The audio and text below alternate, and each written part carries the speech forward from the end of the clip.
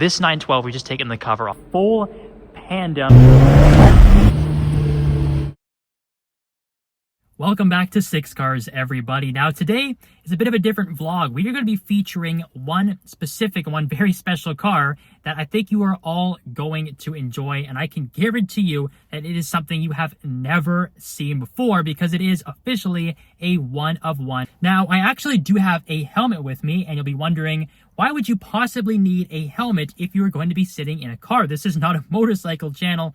Well, if you've already seen the thumbnail, I'm pretty sure you can already figure it out that this is no ordinary car and helmets are very much needed. So we're going to hit the road and we're going to check out this incredible Alfa Romeo, this custom one-of-one 4C. Of course, if you're not already, make sure you hit that big subscribe button and turn on the bell for notifications too, because it really helps and it makes sure that you guys are able to see these awesome videos as soon as they come out. And of course, comments and likes. You already know what to do, guys, but let's hit the road and go check out this Alfa Romeo 4C Monza. So now you guys can see why I had the helmet this morning when we left in the Mini. Well, it's because our star of the show today is the Alfa Romeo 4C Monza. Now, I would say we've been pretty lucky to see some of the world's coolest cars, collector cars, modified cars, but we've never seen anything quite like this. I can confidently say this is a one of one. So without further ado, I think we should flip the camera around. I'll show you guys every little detail and every inch of this incredibly cool modified Alfa Romeo 4C.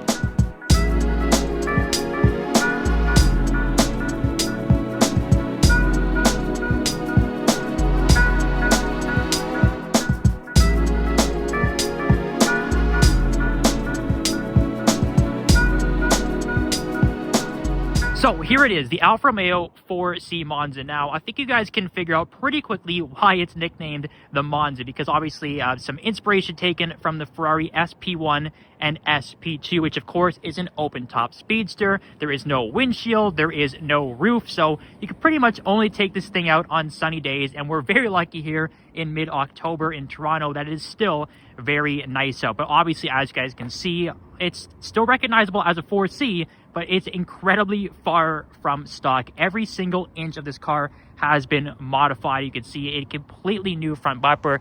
The design is much more aggressive, especially with these mesh grills. Obviously, the gold tow hook. You've got these little carbon fiber canards at the front. Got these massive hood vents up here, and that is very much needed because the entire engine has been redone from top to bottom. So from factory at Alfa Romeo, we're sitting around mid 200s in terms of horsepower. This one, however, is up to 380, so the high 300s. And of course, obviously, we shed a lot of weight losing the roof and adding a bunch of carbon fiber to it. So yes, this thing is a bit of a rocket ship, to say the least. The power to weight is absolutely incredible. And of course, as you guys can see with the helmet, we are going to be heading out in this car so you guys can get a POV of how it feels exactly. And when I say all of it is carbon fiber, I am not kidding. You guys can see these custom carbon fiber side mirrors. You can see the seats inside, full carbon fiber. You are just sitting on a giant piece of carbon. I absolutely love these 4-point harnesses from Schroth as well. I think if you're going to go for this race car style look, you absolutely have to go all out and get those 4-point harnesses. But if I just open the door here and take a look inside, there is the helmet. Obviously, we're going to be heading out in this thing, but you guys can see even right down to the floor, all carbon fiber. You guys can see inside of the door, the exact same treatment. And what's really nice as well is obviously the split down the middle, once again, going for that full Monza look. And even back here, you've got the custom mesh grille. You can hear the induction noise from the engine. It's so cool. And yes, once again, every single piece of this is custom. Now, if we take a look at the back, obviously you guys can see these roll hoops back here. Those are much needed when there is no roof. Safety first, that is paramount. And yes, I know I mentioned obviously the vents at the front, but we do know the engine is at the back here in the 4C. When I mentioned you can hear that induction noise, you guys are going to hear it when we go out in the car. It's really quite something. And if you notice at the back, well, once again, I think we can have a carbon fiber counter. How many times I've said that, but there is a lot of it on this thing. It's absolutely lovely. You've got a custom exhaust too that has a lot of burbles and backfires. It's really nice. And if you see these mounts at the back here, there is a detachable wing that can go on. Now, the owner mainly uses it for track use, so that's why we have it off today. But obviously, if you're going through corners at the likes of Mosport or Cayuga here in southern Ontario, you're going to need that extra downforce for the corners. But today, we're only going to be out on the street, obviously. So no wing on it today. We're just going for this extremely cool, streamlined look on the Alfa Romeo 4C Speedster. And also, shouts out to these gold wheels. They look really, really nice. You can see custom brakes as well. The stopping power in this is absolutely remarkable. It stops on a dime, it turns on a dime. This is just a go-kart on steroids. That's the best way I can put it. Now, obviously, something like this would take a long time to create it. So it's been over a year, I would say, that the owner has focused on this build, and obviously you can see the results are absolutely remarkable. This is by far one of the coolest custom cars I have ever seen, and I cannot wait to jump inside of it. We had a quick look at the passenger side as well, which is where our POV will be from today, obviously. But if you want to have a look at the driver's side too, I absolutely love this new custom wheel. Obviously, this is not the one you get from factory on your standard 4C. It's completely redone. And these quick paddle shifters here, obviously, once again, finished in carbon fiber. It goes through the gears so quickly, but obviously the gearbox been completely redone. It almost feels like a full-on manual sequential. It's incredibly hard off the line. It's one of the rawest experiences you will feel sitting in a car, either from the driver's side or the passenger side. But obviously, I love how bare bones this car is as well. It really adds to the full-on experience. Now, I think the standard 4C, as I'll close the door here, the standard 4C is obviously already a great car, and it's got a great sound, it's got great looks, it's incredibly nimble. Okay guys, just before we jump into the 4C, one last thing to prep for the ride, and that is, of course, a helmet. Yes, this is an open top speedster, as I mentioned, and I showed at the start of the video, we need a helmet to ride in this car. So we've got our safety measures met. Let's go jump into the 4C.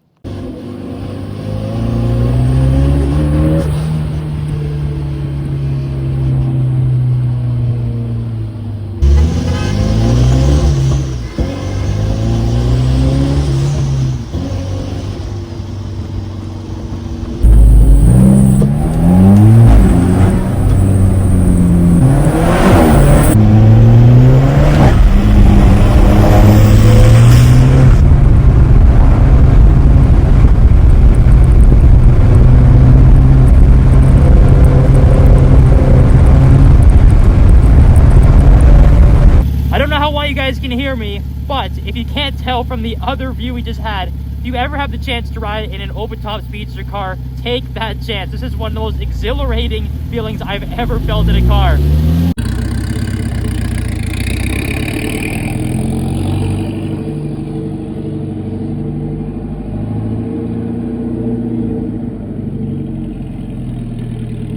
Well, I can confidently say, following the 4C Monza, the attention this thing gets from people who's walking down the sidewalk or driving by in their cars is insane. There's obviously nothing like it on the road, and there's a reason why it's turning so many heads.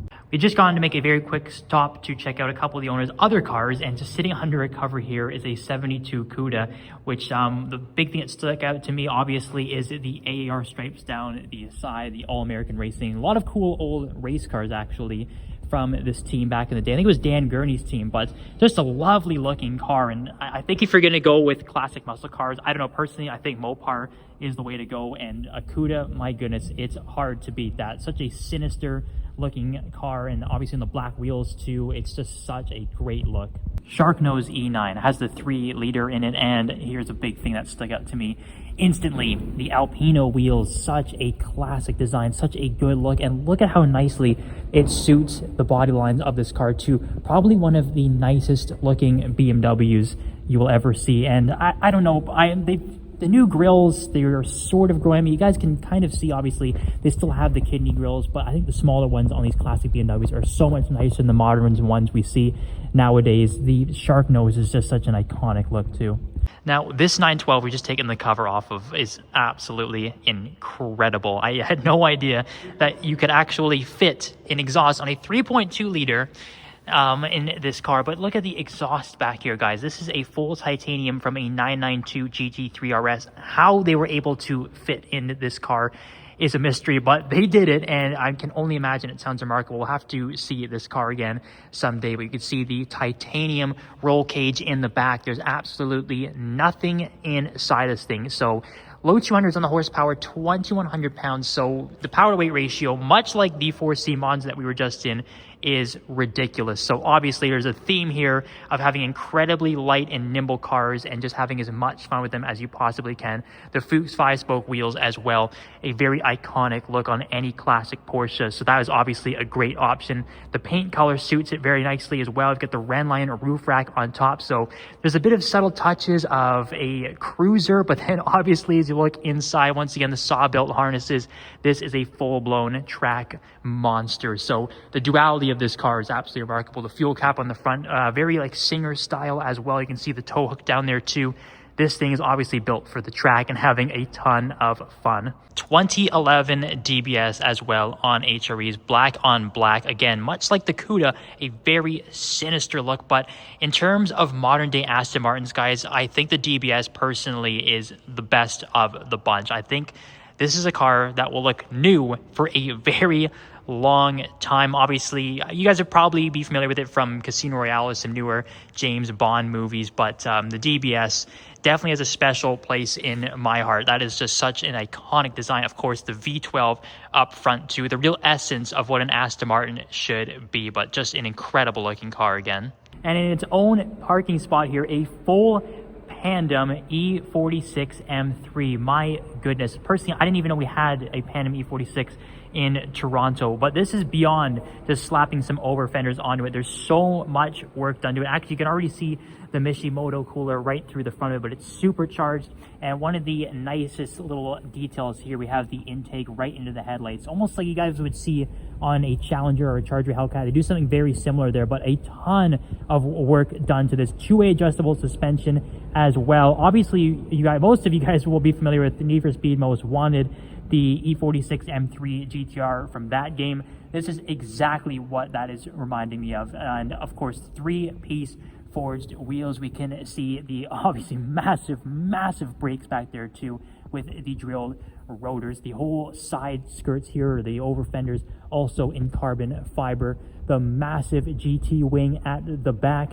And I think my favorite touch here is this incredibly aggressive rear diffuser. Just suits the car so damn well. And by the way, this one is for sale actually for a very good price. So if you're in the market for an E46 and a modified one at that, I don't know where you guys would possibly find a better looking one than this, because honestly, this is everything I would want a highly customized E46 to look like. It almost is, well, just like those old E46 M3 GTR race cars from IMSA and all Global GT series. That is exactly what this is reminding me of.